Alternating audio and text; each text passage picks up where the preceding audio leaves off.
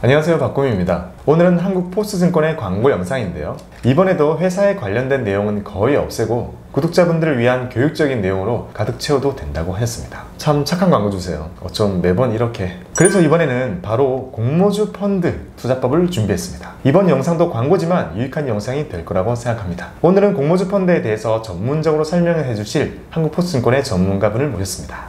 안녕하세요. 안녕하세요. 네, 간단히 자기소개 부탁드립니다. 네, 오늘 여러분들께 공모주 펀드에 대해서 설명드릴 한국포스증권 영업부 양진이라고 합니다. 반갑습니다.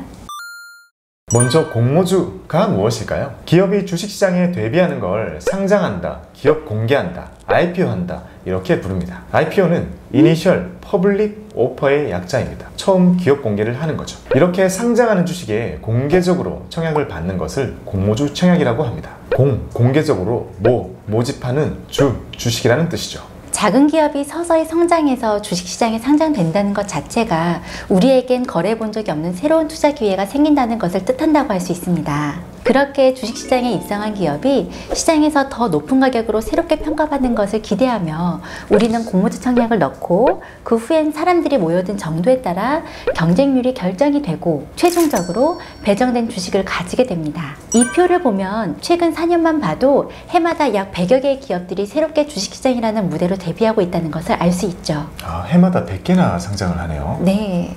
생각보다 많죠. 생각보다 많네요. 네. 근데 우리가 그렇게 느끼지 못하는 건 아무래도 그 중에 큼직큼직한 것들만 우리가 알 수 있어서 그런 거겠죠? 네. 알려진 기업들만 또 네. 듣고 하다 보니까.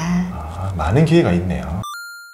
그럼 이 공모주 투자, 우리가 할 수 있는 방법에는 어떤 것들이 있을까요? 공모주 투자 방법에는 크게 직접 청약을 하는 방법과 공모주 펀드를 이용하는 방법, 이렇게 두 가지로 나눌 수 있습니다. 공모주 투자하는 것은 기업이 상장하고 나서 더 높은 가치로 평가받을 거라는 기대에서 하는 거지만 상장 이후에 생각보다 가격 등락이 심하기 때문에 실제로는 투자 위험이 상당한 고난도 투자라고 할 수 있습니다. 경험이 좀 쌓인다면 얼마든지 직접 청약을 활용하시면 되겠지만 아직 경험이 많이 없고 보수적인 접근을 하고자 하신다면 이 공모주 펀드 투자를 충분히 고려해 볼 만합니다. 좀 더 객관적인 데이터로 말씀을 드릴게요. 통계 자료를 보면 2016년에서 2019년 사이에 상장 기업 중에 상장 당일 가격이 공모가보다 하락해서 끝난 경우가 32%, 상장하고 한 달 뒤의 종가가 공모가보다 낮은 경우가 49%에 달한다고 합니다. 공모주 투자의 성공 사례도 많지만 이 이면에 있는 반대 경우도 신경 써야겠죠. 생각보다 하락한 게 많네요. 네, 의외로 있어요. 32%, 49% 이 정도라면 정말 쉽게 봐서는 안 되는 영역인 게 맞네요. 네.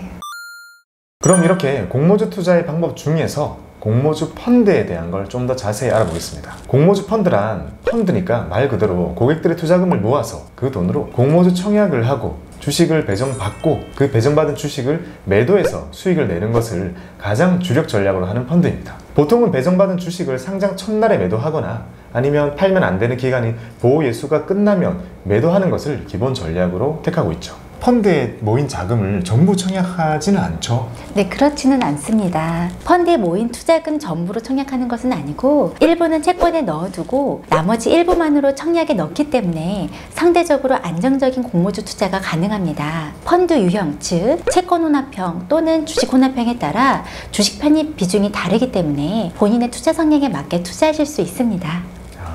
전체를 다 주식에 담는 것이 아니기 때문에 펀드 유형 자체가 채권 혼합형 또는 주식 혼합형으로 나오네요. 네.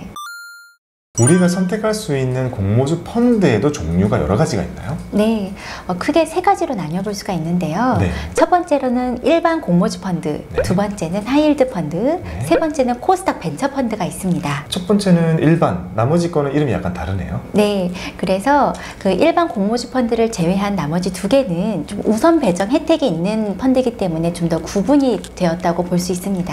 그럼 하나씩 살펴볼게요. 먼저 일반 공모주 펀드 어떤 거예요? 네, 일반 공모주 펀드는 펀드 자산의 70에서 90%를 국공채 같은 곳에 넣어두고 나머지 자산으로 공모주 청약을 넣어서 수익을 추구하는 펀드입니다. 주식의 비중이 낮은데 이것도 공모주 청약하는 것에만 사용하기 때문에 안정성이 높고 기대 수익률은 다소 낮은 펀드라고 할 수 있습니다. 아까 말씀드렸던 가장 기본적인 것들이네요. 그 나머지는 채권에 있고 일부만으로 주식에 투자를 하기 때문에 안정성이 어느 정도 만들어져 있는 그런 펀드라고 할 수 있네요. 네.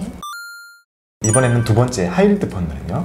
네, 하이힐드 펀드는 펀드 자산의 60% 이상을 채권을 담고 그중 45% 이상을 신용등급 트리플 B 플러스 이하인 하이힐드 채권을 담는 펀드를 하이힐드 펀드라고 합니다. 아, 하이힐드 펀드가 그렇게 다양한 정해진 조건을 충족해야 하이힐드 펀드가 되는 것들이네요. 네. 그걸 충족을 했으니 혜택을 주는 그런 거겠네요? 네, 어떤 혜택이 주어지냐면요. 이 하이힐드 펀드는 2023년까지 공모주 물량의 5%를 우선 배정받을 수 있습니다. 아, 그 코스피, 코스닥 이런 구분 없이요? 구분 없이요. 어떤 공모주든 5%를 받을 수 있는? 네, 그렇습니다. 그러면 세 번째도 비슷하겠네요? 네. 코스닥 벤처 펀드요? 네, 코스닥 벤처 펀드는 펀드 명에서 어느 정도 유추해 보실 수 있다시피 코스닥 시장 활성화를 위해 벤처 기업에 투자하는 펀드인데요. 이 펀드도 마찬가지로 2023년까지 코스닥에 상장하는 공모주 물량의 30%를 우선 배정받을 수 있습니다. 그럼 하이힐드 펀드랑 코스닥 벤처 펀드는 말씀해 주셨던 것처럼 2023년까지는 다 혜택을 가지고 갈 수 있는 네, 그렇습니다. 혜택이 있는 거군요. 네. 30%면 되게 많은 거 아니에요? 많은 거예요. 근데 이름 그대로 코스닥 벤처에 한해서. 네. 그래서 코스닥에 상장 예정인 기업에다가 투자를 원하신다면 네. 코스닥 벤처 펀드로 투자하시는 게 더 유리할 수 있습니다.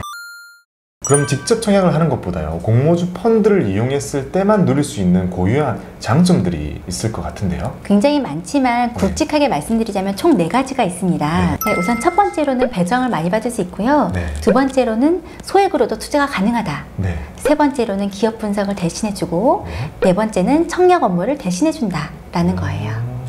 되게 심플하네요. 네. 하나씩 살펴볼게요. 첫 번째가 배정을 많이 해준다.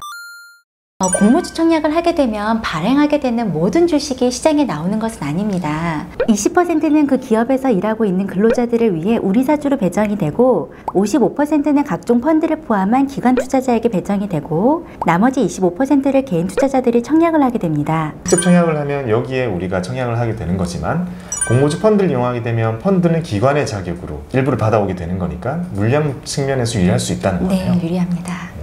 기관의 자격으로 더 많은 주식을 배정받으니 경쟁이 심한 청약에서는 더 유리할 수 있고 그것은 펀드의 수익률이 반영이 되겠죠. 그러면 두 번째 장점이 소액으로 투자할 수 있다는 건데요. 네, IPO를 하는 기업의 크기에 따라 청약하는 규모가 다 다릅니다. 단위 자체가 클 수도 있고 경쟁률이 높다면 많은 돈을 넣고 청약을 해야 배정받을 수 있는 수량도 커집니다. 하지만 그렇게 큰 자금으로 청약을 넣는 것이 어려운 경우가 많죠. 요즘에 공모주 큰 것들 보면요, 경쟁률 너무 높아가지고요. 네. 증거금 정말 많이 넣어서 몇 억을 넣었는데 몇 주 받고 막 그런 일들이 많잖아요. 네. 그렇게 큰 증거금을 마련할 필요가 아예 없다는 거네요. 네, 그렇습니다. 공모주 펀드는 이미 여러 사람들의 자금이 모여있는 목돈이 있기 때문에 나는 소액이라고 하더라도 이 목돈에 올라타서 공모주 청약하게 될 수 있는 겁니다. 그러면 세 번째 장점은 기업 분석을 대신해준다.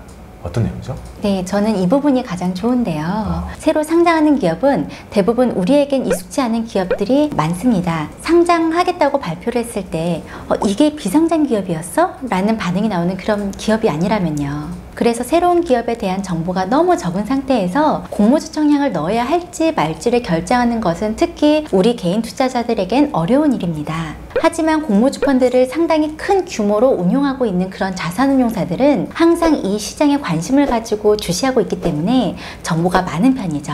상장하는 기업들 중에서 매력이 없는 기업들은 거르고 공모주 대여라고 불리는 그런 기업들이 나오면 힘을 팍팍 싣기도 합니다. 우리가 공모주 투자를 하려면요, 사실 가장 중요하고 가장 첫 번째 해야 되는 의사결정이자 고민이 내가 이 기업에 청약을 할지 말지잖아요. 그 100개에 달하는 수많은 기업들 중에 내가 할지 말지를 바로 결정할 만큼 익숙한 기업이 없다는 거네요. 네. 그 판단을 제일 어려운데 그걸 다 해주는 거네요. 왜냐하면 대부분의 기업들은 우리가 모를 테니까 그 펀드에서 항상 지켜보고 있는 이 IPO 시장, 그 시장에 대한 정보를 우리가 이용할 수 있는 방법이 되겠네요. 네, 그렇죠. 네 번째 장점으로 말씀해 주신 거가요, 업무 처리를 거의 다 대신해 준다는 건데요. 네. 이거는 제가 말씀드릴 수 있을 것 같아요. 네, 말씀해 주세요. 청약의 절차가 경험이 없는 사람에게는 생각보다 번거롭게 느껴질 수가 있거든요. 우선 청약을 진행하는 그 증권사에 계좌가 있어야 하고요. 그 다음에 현금을 준비해서 증거금을 채우고 청약을 놓고 배정이 되고 나면 나머지 돈이 또 환불이 되기 때문에 그 현금을 제자리에 돌려놔야 되는 업무가 많습니다. 그렇게 배정받은 주식을 가지고 있다가 상장일을 기다렸다가 그 주식을 팔지 말지 고민도 해야 되죠. 그래서 직접 청약을 하는 많은 투자자들은 항상 현금성 자산을 많이 준비해 두어야 되는 번거로움도 있고 매번 시간이 늦지 않게 이런 업무들을 다 직접 처리해 줘야 되는 부담이 있죠. 근데 공모주 펀드는 이 번거로운 모든 작업들을 다 해준다는 것이 장점입니다. 귀찮은 걸 싫어하는 투자자들이 좋아할 만한 투자법입니다. 자, 이렇게 공모주 펀드의 장점에 대해서 쭉 말씀해 주셨는데요. 좋은 것만 있는 건 당연히 아니겠죠. 네. 우리 구독자들을 위해서요. 공모주 펀드의 유의점 낱낱이 말씀 부탁드리겠습니다. 공모주 펀드의 단점은 크게 세 가지가 있는데요. 네. 첫 번째는 주식이다. 두 번째는 기업 선택에 관여할 수 없다. 네. 세 번째는 보수가 발생한다. 이렇게 세 가지입니다. 이거 하나씩 해볼게요. 첫 번째 주식이다. 어떤 내용이죠? 공모주 펀드는 역시 결국 주식이라는 것입니다. 표를 하나 보여드릴게요. 상장을 한다는 것이 당연한 주가의 상승을 의미하는 것은 아닙니다. 상장하고 나면 주가는 각자의 기업의 가치를 찾아가게 되고 오를지 내릴지 그 누구도 확신할 수 없습니다. 공모주 투자를 주식 투자가 아닌 아주 안전한 것으로 무조건 생각해서는 안 된다는 거죠. 공모주를 직접 청약하는 경우도 마찬가지고 공모주 펀드를 매수하는 경우도 마찬가지로 우리는 주식 투자를 하고 있다는 사실을 잊어서는 안 됩니다. 이건 어떻게 보면 공모주 펀드의 유의점이라기보다는 공모주를 직접 하든 펀드로 하든 공모주도 주식이다. 절대 잊어서는 안 된다는 거네요. 네, 기승전 주식이다. 두 번째 유의사항으로 말씀해 주신 게 기업 선택에 관여할 수 없다. 펀드는 대표적인 간접 투자 상품인데요. 네. 나는 펀드의 여러 수익자 중 한 명이기 때문에 매번 내가 원하는 기업에 골라서 청약을 할 수 없습니다. 만약 내가 특정 기업의 공모주 청약에 참여하고 싶어서 공모주 펀드를 이용하고자 한다면 내가 하려는 이 펀드가 그 청약에 참여하는 것인지를 미리 체크하셔야 되겠죠. 세 번째는 보수가 발생한다 였는데요. 이건 제가 말씀드릴 수 있을 것 같아요. 네. 앞서 말씀드렸던 것처럼 공모주 청약 과정의 여러 일들을 자산운용사에서 대신 해주잖아요. 우리는 도움을 받았으니까 당연히 그에 대한 비용을 지불해야 됩니다. 물론 수익률에 가장 중요한 것은 우리가 청약을 해서 얻은 기업의 주가의 움직임이겠지만 그 기간 동안 우리는 일정한 보수를 어느 정도 내고 있고 그것이 수익률에 반영이 된다는 사실을 잊어서는 안 되겠죠. 지금까지 공모주 펀드 투자에 대해서 배워봤습니다. 공모주 펀드는 전체 펀드 시장 중에서도 눈에 띄게 성장하고 있는 섹터 중에 하나입니다. 특히 2021년 올해에는 카카오 계열사도 많이 상장하고 SK 계열사도 많이 상장을 하는 등 우리가 흔히 IPO 대여라고 불릴 만한 큰 딜이 많이 예정되어 있습니다. 그만큼 궁금해하시는 분들이 많을 거라고 생각했고요. 도움이 되었으면 좋겠습니다. 그리고 항상 교육적인 내용으로 광고 영상을 만들도록 협찬해 주신 한국포스증권 분들께 감사드립니다. 감사합니다. 여러분들의 성토를 기원합니다. 감사합니다. 감사합니다.